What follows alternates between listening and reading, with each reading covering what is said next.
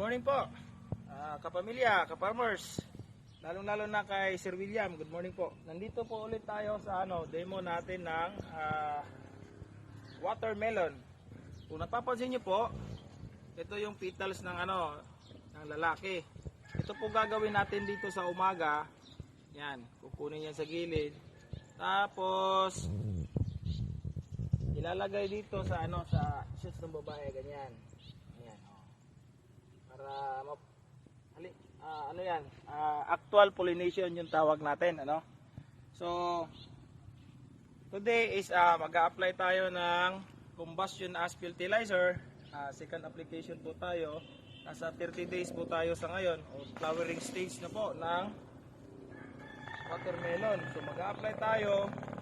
Lalagyan lang natin siya ng akma sa kanyang pangangailangan, kasi nga kailangan natin ngayong i-apply yung may potas para lumaki yung yung production. At saka dahil din sa calcium is hindi siya matatanggal mula sa pagkabulaklak, ay magiging buo siya na watermelon. At sa tulong din ng silica na nasa combustion ash fertilizer is nagpapatibay yon ng stock o yung puno o mismong puno ng tanim. Saka alam naman din natin, meron din tayong phosphorus at iba't ibang micronutrients na makakatulong sa ating pananim na watermelon. So ito na po yung appearance after 30 days mula po sa pagtanim. Naka 4 branches po siya. Yan. At saka ang panglaban natin sa mga peste nito is wala tayong ibang ginagamit kundi ang ating CBM po, Complex Beneficial Microorganisms, So ito estimated counted na 1,100 na puno. So nasa 15 kilos lang in every application yung ginagawa natin dito, kasi nga nakahilera ito. Budgeted lang ng 1 kilo average ng combustion ash fertilizer. Sobrang tipid po.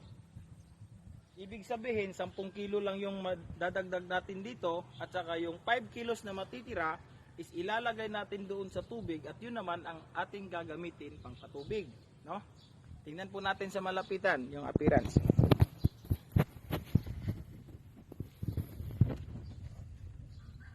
Yan.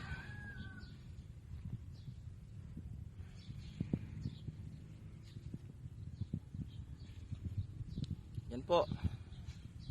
Sobrang haba na nila. Nasa 1 meter na po. Tapos apat na branches yan, Kasi nga pag abot ng apat na dahon, puputulin natin yung mother vines tulad nito. Yan, ito yung mother vines, pinutol. Ayan, nagka-cut siya dito. Nagtubo tong lateral vines, 1, 2, 3, 4. Yan. Sobrang healthy po ni sila at wala tayong nakikitang sakit. Kung nagtatanong po kayo bakit po nilalagyan ng dayami dito, ang purpose po nito is para makakuha siya ng additional moisture po. Ganon. At saka hindi rin tumutubo yung damo sa para wala siyang kaagaw sa nutrients. Saka yung combustion ash natin is mahihigop niya ng buo. Yan. Kung napapansin niyo po, may mga may mga bunga na po yan. Kaya kailangan na nating mag-add on ng combustion ash fertilizer. Yan. Yan po yung malapitan. Yan po. Yan. Yan na yung niya.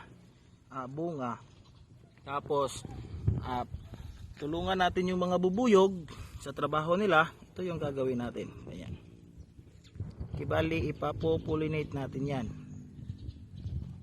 Paalala lang po, pag may bulaklak is hindi muna tayo magi-spray ng kahit anong pesticides o foliar, kasi po mamamatay po ang mga pollen, Yan. Gawin po natin ang ganyan sa umaga mula 6 AM hanggang 8 AM lang po. Yan, kung makikita nyo, sobrang lusog ng mga puno. Sobrang lusog yan. Diba? Ang ganda, kulay green talaga, hindi siya naglalaking. Yan. Yun. Hindi siya naglalaking sa Nutrihino. Kasi nga, alam naman natin yung EAG natin o yung amino acid granules natin is napakataas din ng nitrogen. Tsaka meron pa siyang 55% na organic matter. At marami pang iba. Yan. Yung appearance ng demo natin sa ngayon. Sabi na may-ari, pag nalampasan natin yung 2 tons na previous harvest niya, by December may 5 hectares siyang tataniman nito.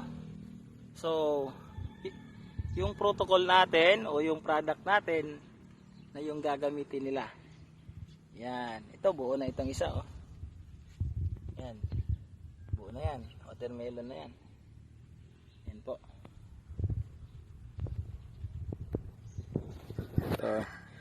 Ito po muna yung update ko ngayon. Dito po sa Poblasyon Talibon. Ito po. At saka ituloy na rin natin yung sa kabila. Yung sa yung sa na-applyan ng ng CBM din na palay, no? Kinukuha ko pa yung complete details ng timbang o ilang sako. Ito na po, na-harvest na po. Yan. Na-harvest na po yung na-save natin kasi tinamaan ng Roundup. Yan na po. Yan. Yan po yung ginamitan natin ng palayan na yan, CBM po, CBM.